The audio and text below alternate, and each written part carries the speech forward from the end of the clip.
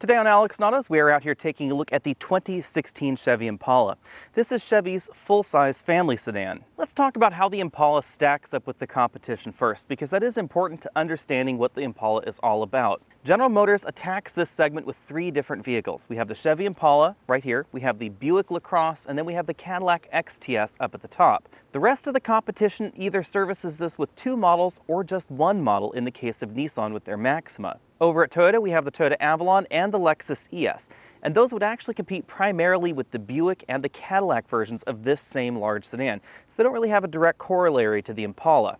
Chrysler's corollary would be the Charger, and then the Chrysler 300 in theory competes with the Buick LaCrosse, although there is a decent amount of crossover between those two models. Nissan's Maxima, the Hyundai Azera, and the Kia Cadenza would all three be seen as competitors primarily to the Buick LaCrosse based on price and based on features. They don't go as low as the Impala does. That means that boiling this segment down to the basics, the Impala primarily competes with the Dodge Charger and the Ford Taurus. I've long been a fan of General Motors' very angular designs, and that's what's going on right here on the front of the Impala. It's borrowing a little bit of the Cadillac design language as well as a little bit of the Camaro design language onto this large sedan. Although the headlamps you're taking a look at right here are projector beams, they're not HIDs or xenon beams, although they are available in the Chevy. Overall, I think this is one of the more aggressive and one of the more attractive entries in this segment as well. I do like the way the Chrysler 300 looks, but I actually say this is probably tied with that look in my book. This is definitely a little bit more visually interesting than we find out of the Kia, the Hyundai, or the Toyota. The Impala, the LaCrosse, and the Cadillac XTS, which are all three very closely related, are some of the larger entries in this segment. And because these are based on front-wheel drive platforms, although you can get the Buick and the Cadillac in all-wheel drive, it results in a big efficiency of space. That's most noticeable right back here, where we find more rear legroom than you find in the Chrysler 300 or the Dodge Charger. Now those two vehicles are almost the same size as this, but they're rear-wheel drive vehicles, so we get a much longer hood up front. That means less space on the inside. The side profile of the Impala is not quite as exciting as the Dodge or the Chrysler because of the rear-wheel drive layout we get over there in the two competitors. You'll notice that we have a hood that slopes a little bit towards the front, like basically every other entry in this segment, and the hood is a little bit shorter than we find in the Dodge or the Chrysler. Now this is the norm in the segment because the Chrysler and the Dodge are actually the only two rear-wheel drive vehicles in this mass market large sedan segment. If you want rear-wheel drive in this size category, the next step up would be something like a Hyundai Genesis or a BMW 5 or 7 Series.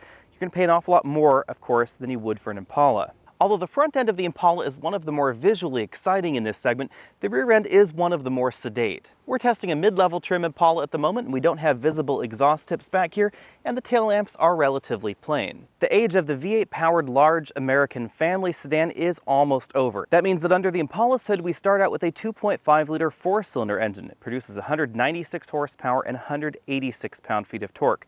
The up-level engine is this V6, 3.6 liters, direct injection with variable valve timing, and it produces 305 horsepower and 264 pound-feet of torque. New for this year is the availability of a bi-fuel 3.6-liter V6 engine that loses the direct injection we find here, but gains the ability to run off of compressed natural gas. In fact, it'll actually run off of either gasoline or compressed natural gas. Now, GM has yet to shed too many details on that engine. They haven't said whether the public will be able to buy it or whether it will be a fleet option only. Although the Impala is one of the larger entries in this segment, it is actually one of the more fuel efficient thanks to its engine options. Even this 3.6-liter V6 engine that we have in this model averages 22 miles per gallon. That means that even though the Impala is larger than your average mid-size sedan, it's not really that much heavier. When it comes to front seat comfort, I'm going to give the Impala 8 out of 10 points. We do have a tilt telescopic steering column with a large range of motion, and our model is the up-level model with the optional two-way adjustable lumbar support. Now, in some of the entries in this segment, you will find four-way adjustable lumbar support, but these are some of the larger and more supportive seats available. One area that I really noticed is that the seat bottom cushion is longer than you find in many of the vehicles out there. That means that if you're a taller driver, you'll likely find these seats more comfortable than you'll find in something like the Avalon or the Azera or Cadenza. Of course, the back seat really is what a full-size American sedan is all about, and as you can see, we have an absolutely enormous amount of room back here. I probably have a full foot sitting right here behind myself with the front seat adjusted for me at 6 feet tall.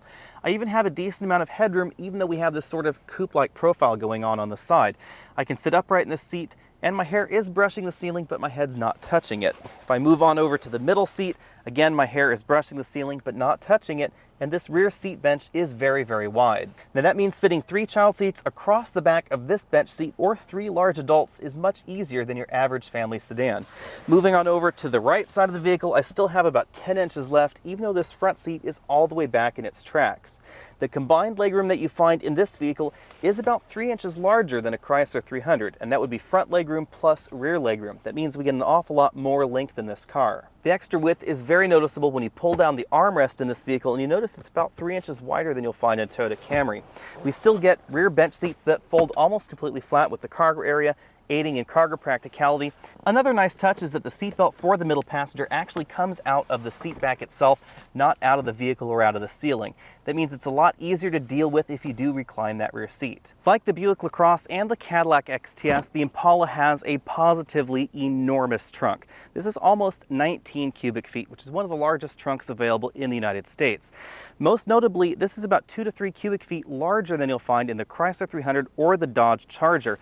Those vehicles, you can't put 24-inch roller bags in this position and still close the trunk, or even in this position and still close the trunk. It's just not large enough. Now the overall shape of the Impala's trunk is a little bit skewed towards length because the overall height of the trunk from the bottom right up here to the maximum cargo dimension is about the same as you'll find in a Nissan Altima, but this is a decent amount longer. Hopping back here in the trunk, you'll notice that GM still uses these tubular style trunk hinges. Now those do take up some cargo space in the back, but instead of actually leaving them free to bop your cargo and interfere with the cargo, they've actually caged them in their own section on the side of the trunk.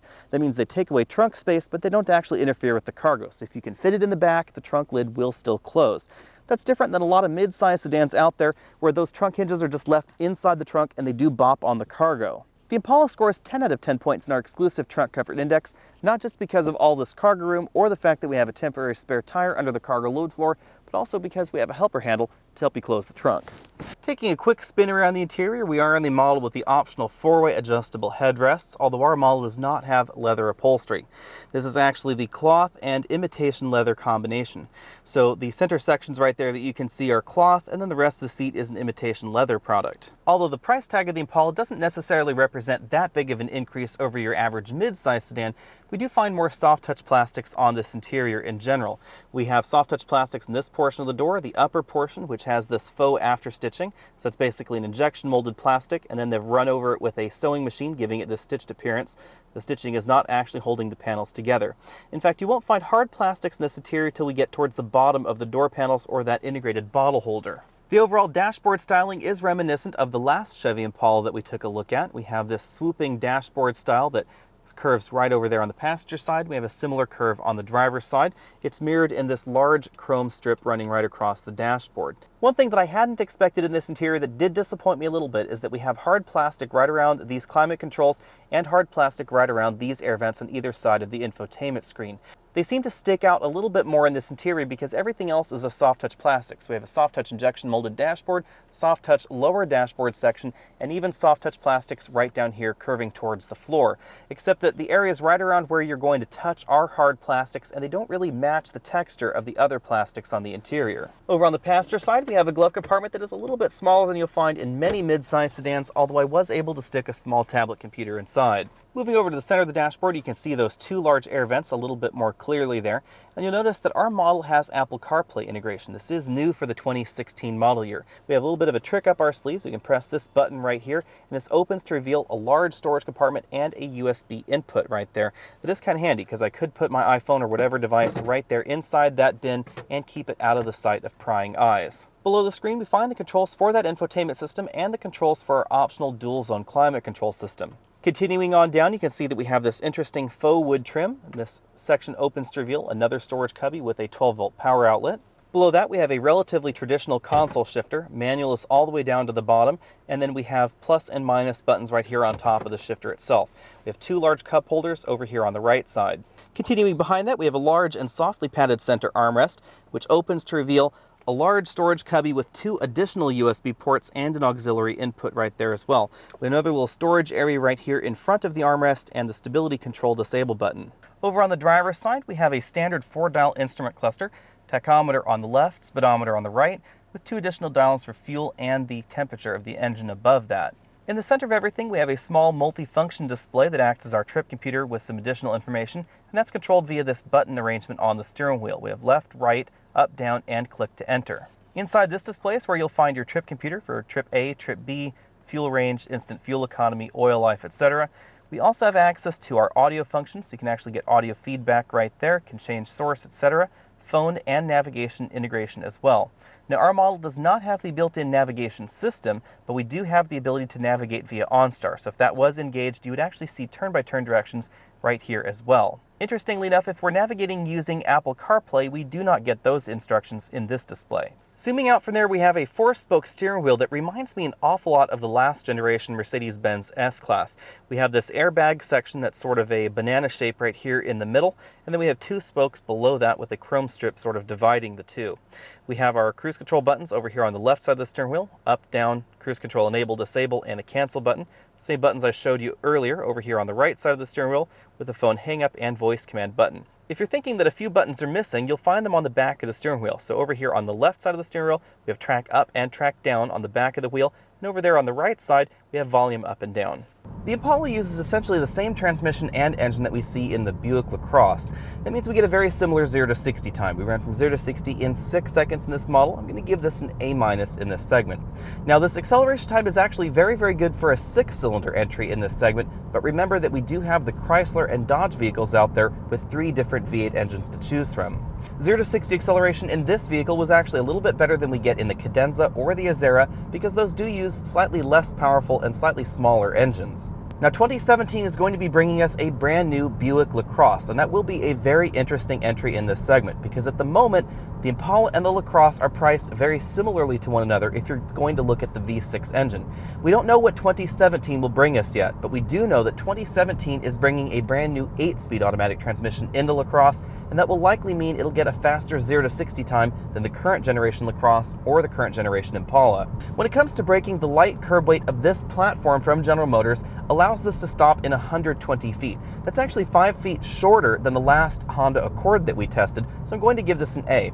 Brake feel is absolutely excellent, and the braking distances are also excellent thanks to large brakes and the wide tires that we get standard on the Impala. Again, the next generation of this platform is expected to bring some improvements, however, because GM tells us that the Buick LaCrosse is going to be losing about 300 pounds, so very likely the next generation Impala will also lose a similar amount of weight. The light curb weight really helps out the handling in this vehicle as well. I'm going to give this a B+. Handling feel is a little bit better in the rear-wheel drive competition from Chrysler yet again, but the absolute handling numbers are not necessarily that much better.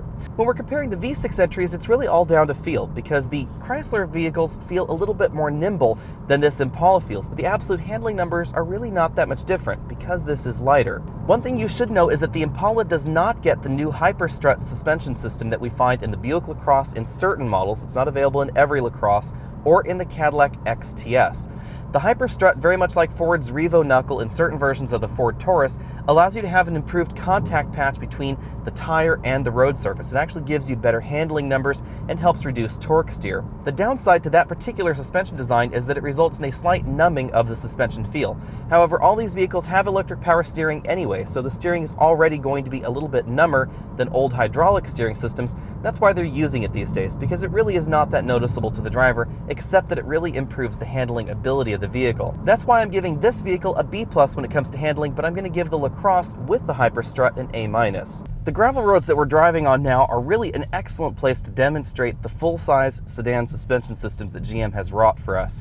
The Impala is not floaty-boaty, but the long wheelbase and the general suspension tuning means that this car has a very, very well-polished ride, even out here on rough pavement. When it comes to cabin noise, the Impala scores very well. Now, GM does not use all of the tools in their tool bag in order to give this the quietest cabin. They save a lot of those for the Buick and the Cadillac, but we still scored 69 decibels at 50 miles an hour. That is one of the quietest vehicles we've tested. The Impala is actually only a hair louder than the Buick LaCrosse or the Cadillac XTS. Thanks to the light curb weight and the very efficient V6 engine, we've been averaging 22 miles per gallon in very mixed driving. That's a very, very good score for a car this large, and it's notably better than most of the entries in this particular segment. Even though Chrysler's full-size luxury sedans do sport 8-speed automatic transmissions, they don't actually get you better fuel economy than the Impala.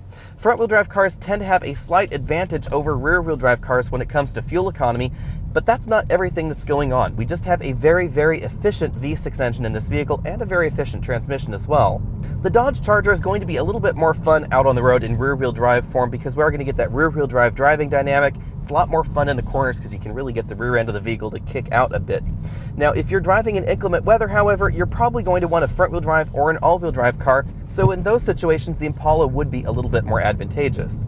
My bottom line out on the road is that if you're looking for one of the best all-around vehicles out there, actually pass the Impala by and go take a look at the Buick LaCrosse with all-wheel drive or the Chrysler 300 with all-wheel drive. I think that they're very well balanced in this particular segment out on the road. The Impala is not bad by any stretch. However, the LaCrosse is just that little bit better, and it's not really that much more expensive, as we'll discuss here in a bit. Pricing is one of the keys to understanding the Impala, because this is one of the least expensive entries in this segment. It starts just over $27,000. Now, you can load your Impala all the way up to over $40,000, but that's right around where this vehicle stops. Now, the Buick LaCrosse takes over after this vehicle and goes from approximately $31,000 to well over $40,000. The Cadillac XTS is the next tier up, and it goes from $45,000 to around $70,000. Now, as I said before, the Ford Taurus and the Dodge Charger are really the two vehicles that roughly compete with the Impala. Both of them start right around the same base price, although we find a 4-cylinder engine in the base version of this vehicle and V6s in the Dodge and the Ford. Now, that said, the Impala and the Ford are more similar types of vehicles, and the Dodge is very different.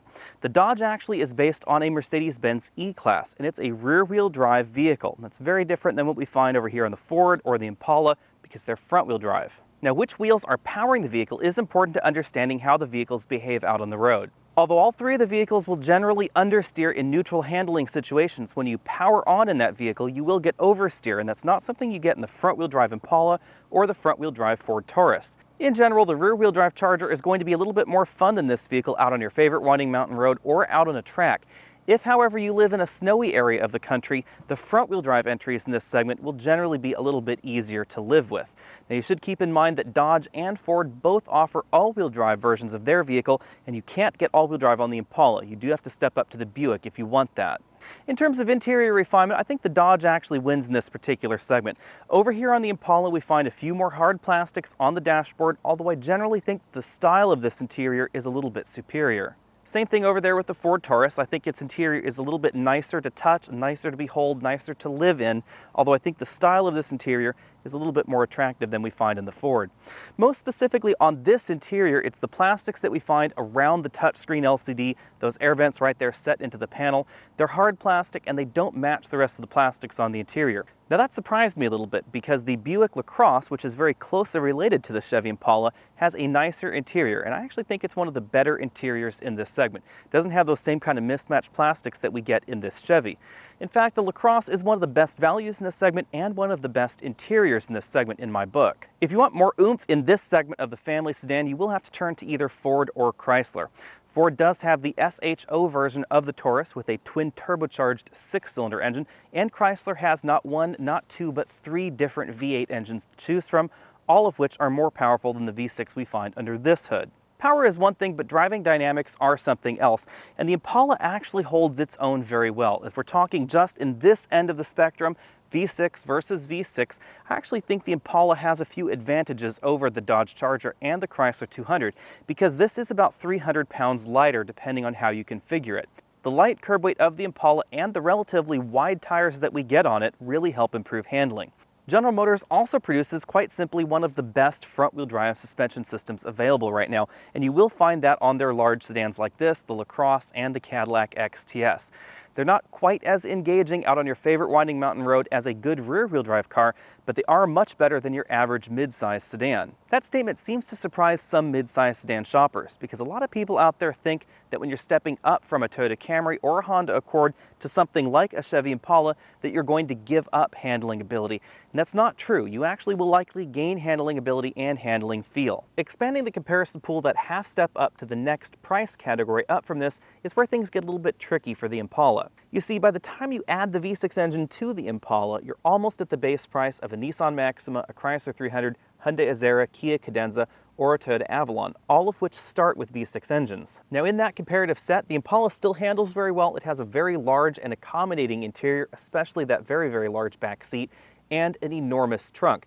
However, the others have nicer interiors, and that really goes for all of those entries that I've just listed. That gets especially true when we're talking about almost fully loaded versions of the Chevy Impala, because this tops out right around $40,000, and for $40,000, you'll definitely find nicer interiors in basically all of the competitors out there. Perhaps the toughest competitor for the Impala comes from General Motors themselves in the form of the Buick LaCrosse. It's actually one of my favorite entries in this particular segment. It starts just over $31,000, which is actually very, very good value. That's only about $1,000 more than a V6 version of the Impala, and the V6 is standard over there in the LaCrosse. We also get a nicer interior with better plastics on the dashboard and on the doors. We have an 8-inch infotainment screen and an 8-inch LCD instrument cluster as well. Both of those are standard on the Buick in all forms. Now, I don't think the LaCrosse's front end is quite as attractive as the Impala, but overall I think the Buick looks a little bit more luxurious, a little bit more expensive than what we're taking a look at here, even though the price tag really isn't that far off. When you start factoring in the extra equipment you find in the base LaCrosse versus the V6 base version of the Impala, the LaCrosse actually ends up being a little bit less expensive than the Impala V6. In addition, you can add things to the Buick that you cannot find on the Impala, like General Motors' mild hybrid system if you want even better fuel economy than you'll find in the 2-liter version of this. The mild hybrid system is kind of an interesting twist because the base 4-cylinder version of the Impala doesn't necessarily get that much better fuel economy than the V6 engine. However, if you take a look at the Buick LaCrosse in real-world driving, that mild hybrid system does actually save you money. The full-size sedan segment in America is known for delivering big comfort, an excellent ride, and excellent value. However, when it comes right down to it, I actually put this below most of the entries in the segment. Interestingly enough, however, I put its closely related cousin, the Buick LaCrosse, right at the top of the segment. So if you want my advice and you're taking a look at the Chevy Impala, I would actually put the Buick LaCrosse on your shopping list ahead of it, and ahead of almost all of the competition, unless you're looking for a rear-wheel drive sedan. Thanks for checking out this video. Again, I'm Alex Dykes, and this has been the 2016 Chevy Impala. Be sure and check out those related videos down there across the bottom of your screen. Click that subscribe button if you haven't already done so. Check out alexandautos.com, find us over on Facebook, over at Twitter, and I'll see you next week.